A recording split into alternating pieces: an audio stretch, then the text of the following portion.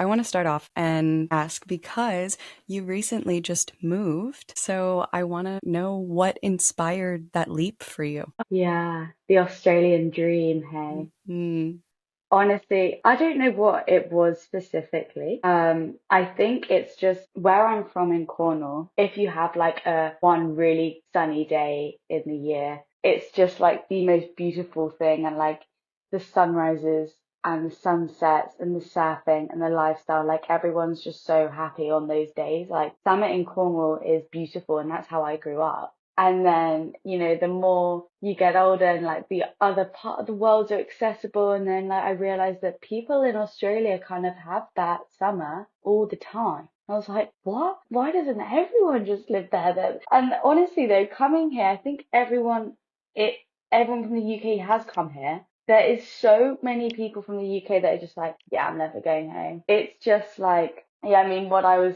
talking about with like the early sunrises, the long days, that kind of lifestyle of like, I want to get up and I want to watch the sunrise and I want to do this with my day. And there's so much opportunity, and like, I want to be in the ocean and like all this. And there's clubs, like there's swimming clubs. I've joined a women's swimming club, and all you do is meet on Thursday and go for a sunrise dip and then get a coffee. That is so normal here, just like meet people, strangers on the internet doing stuff like that. And it's just like, it's been really special being here. And just like everyone comes here for that purpose. And I think that's what also makes it so special is that everyone's quite similar who's here, because they've all come here to like watch the sunrise and become like healthy versions of themselves. So it's like you're inspired by all these people around you that like, it's nice. It's just refreshing. yeah. Of course, I mean, there's always going to be a level of fear with any transition or any big decision that you're making. So, for this in particular, like, how did you navigate that fear of literally moving kind of halfway around the world? Yeah.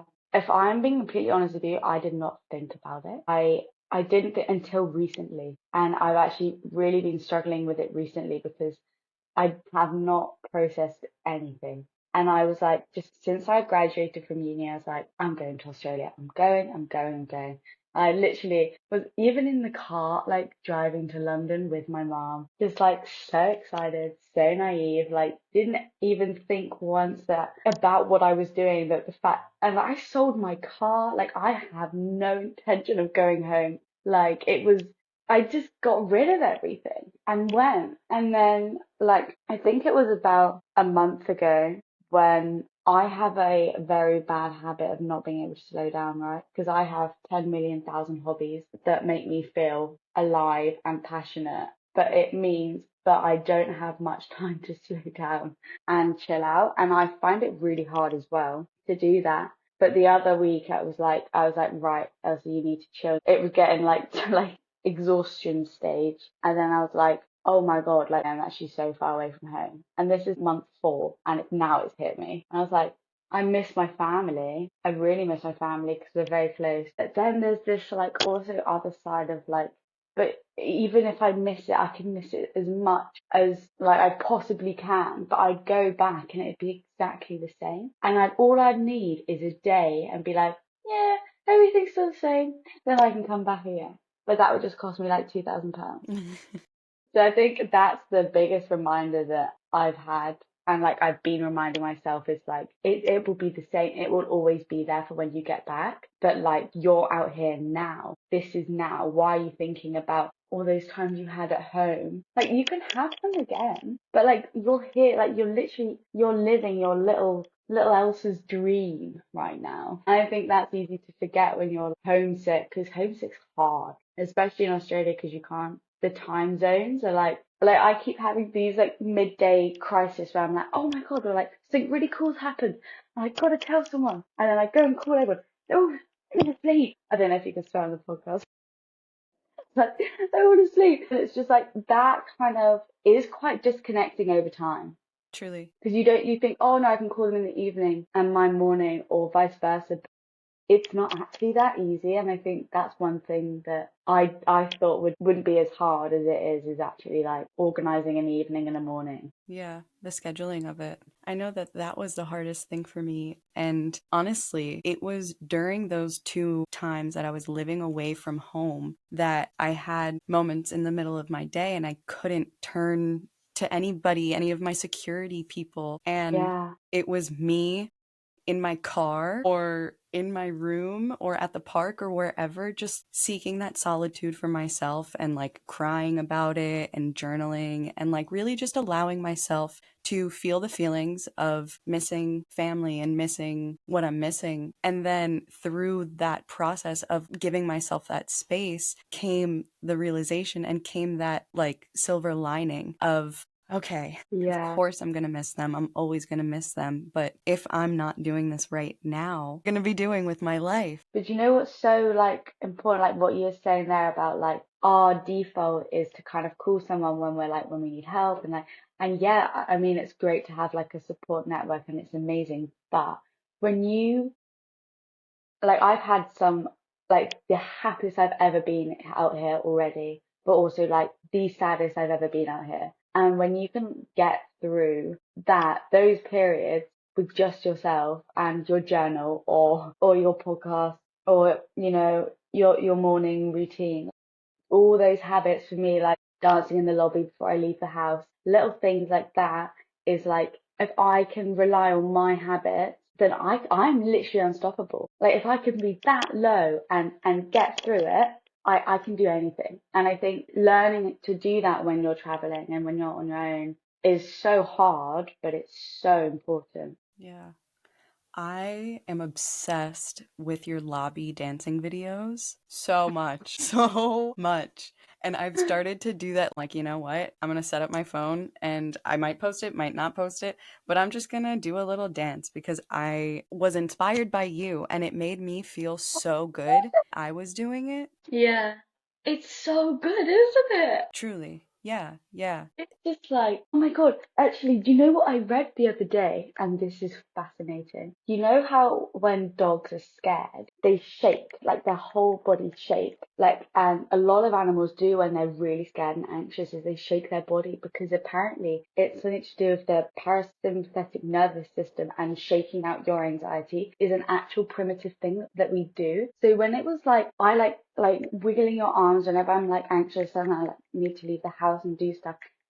It's not weird. Like it's actually like it's proven to help. So dancing when you feel like anxious or stressed or like just to lift your mood, it's an actual thing. Holy shit. I know, holy shit. We are literally animals. Yeah. So that makes so much sense. But oh my God, that is incredible. Holy shit. So, what other grounding practices and rituals do you have for yourself that you implement? Journaling. I journal so much. And I used to find it so hard. And it's funny because the idea of journaling used to be so daunting to me. Because I'd be like, what do I write about? Like, I have nothing to say. Or like, I really can't be asked to just write.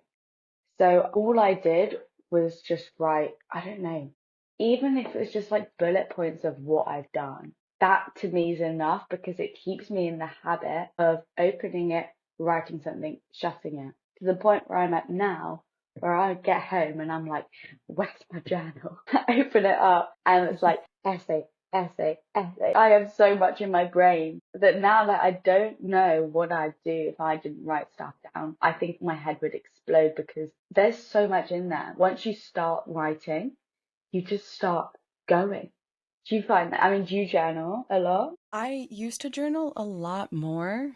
Yeah. And since then, I've found it really helpful for me to like make and keep a list of like different prompts that I'll turn back to. So, like, if I wake up feeling very anxious and I don't necessarily know why, then I have a list of little journal prompts for myself that have allowed me in the past to like tap into that anxiety and understand a little bit more of like where it's coming from or why it's happening and Yeah. just kind of putting like the thought to it makes it less scary.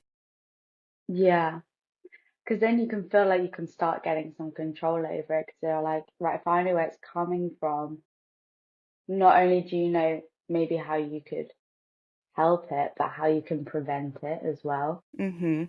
And even if I don't know where it's coming from necessarily, because there's some days where that doesn't happen, and it's just the matter of like allowing myself to be anxious as well, saying, like, yeah, I am freaking anxious right now, Yeah, and not just like trying to stuff it down or just yeah, steamroll over it and go on throughout my day, picking at you. yeah. Do you know what though? I think that's what I would say to anyone who hasn't started journaling and maybe wants to but doesn't know how to. It's like just start writing. And what I found is when I first started journaling, I was writing as if someone else was going to read it. And it was all filtered. It wasn't like it was grammatically correct.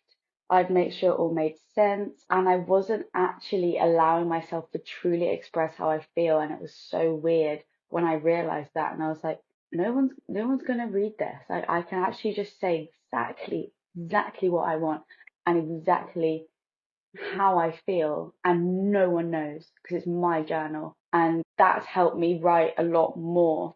And now I find it easier to write because I'm actually writing how I feel, not how I think I should feel. If that makes any sense. It was when I'd realized that I was writing my journal as if someone else was going to read it. Hmm. And it was like I was making sure all my sentences made sense.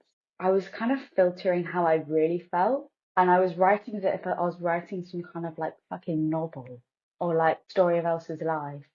Like I'm going to publish it one day. I realized that because I was listening to, I think it was Lily Allen's podcast, and she was talking about how she used to do that. And I was like, no way, I do that too. And then so since I've like stopped, like I actually write, and it's like really simple, but I actually write how I actually feel, like what I actually am thinking about, not what I think I should be feeling, or like a romanticized version of my day. Like the raw, real Elsa goes into that book, and it's like it's kind of staring at me sometimes. What's in there? That's when I started. Right, I don't even make sense in it. Like I never read it back. I don't make sense. It's just like also and this also. Yeah. But since I've actually allowed myself to just really express it, that's when I find it's most beneficial.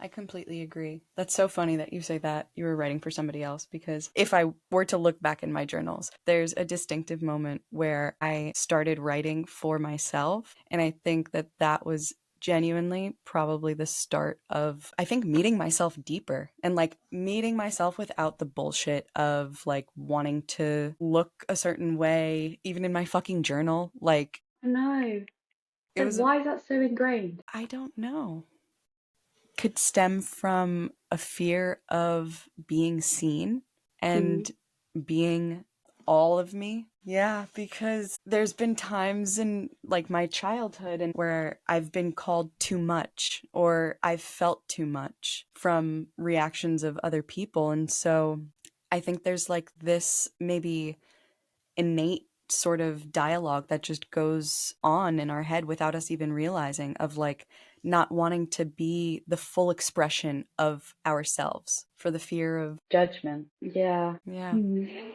And then I think it's just the more truthful you can be with yourself and accept yourself, even when you're writing stuff down that you really hate that you think or that you hate that you feel. It's like learning to still like accept yourself and be okay with that. And I think that's probably the most important aspect of self-love is to write these things down that are horrible or like that you really feel and you're not proud of, or yeah, just accepting yourself when you aren't who you want to be yet, and like being like, well, it's okay because you know you're taking small steps every day to become who you want to be, but you need to understand who you are now. And I think that's self-love and just being okay with that. Like we're all human, like, and that's okay. It's okay to be real. It's okay to Yeah. be raw in all of your expression. Yeah. To just forgive yourself like over and over and over again, because like that is one thing that I've really struggled with in the past when I used to relapse, whether it was in my eating disorder or with like my anxiety. And like you're gonna fucking relapse. It's gonna happen. Even when you're like me, like 4 years down the line and you have a bad day. Get over it, Elsa. It's not that big of a deal. It doesn't mean you're gonna go back to square one. You are human and your brains are programmed habitually. So like you've got a habit that you've had for a while, it's gonna come back and it's a coping mechanism. Just understand that and forgive yourself, because the more you dwell on it, the more you're gonna feel bad about it and the less you're gonna move on. And the bigger of a deal it's gonna be, but it doesn't have to be. So I don't know where that came from. Holy shit. Thank you. Because it came out for a reason. I needed to I hear that. needed that. Yeah. We all did. Yeah.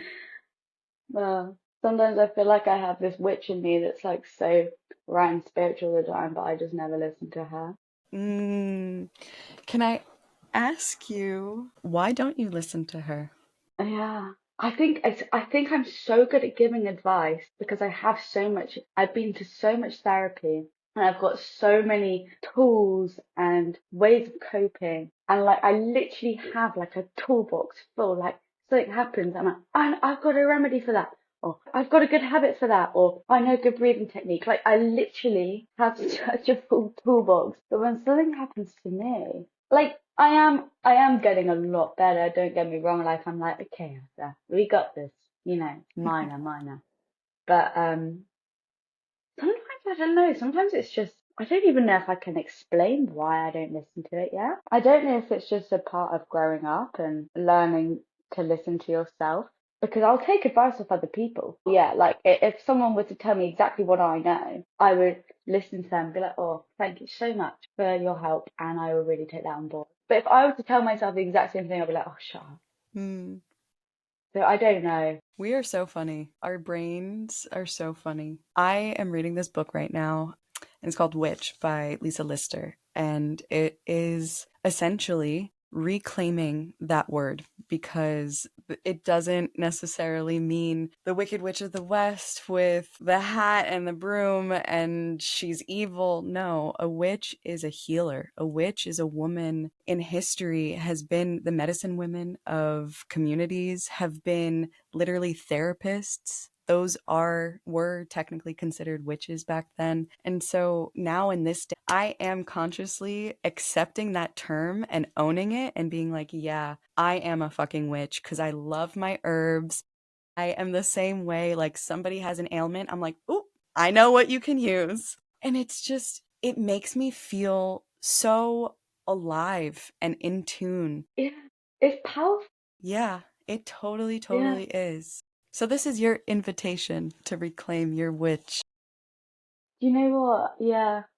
Because I recently, like, I've got a really close friend of mine who's a yoga instructor, and she does women's circles and lots of like readings and like new moon, full moon ceremonies and stuff with just women. And I have not been to one of her classes yet. Is she in Australia? She is also, I haven't been, and I've been wanting to go. I have no excuse for not going, but I have not been, and I don't know why. I think I'm scared about how much I'm going to be like, holy shit. But I'm a very, like, I feel like the next stage of Elsa is becoming a witch.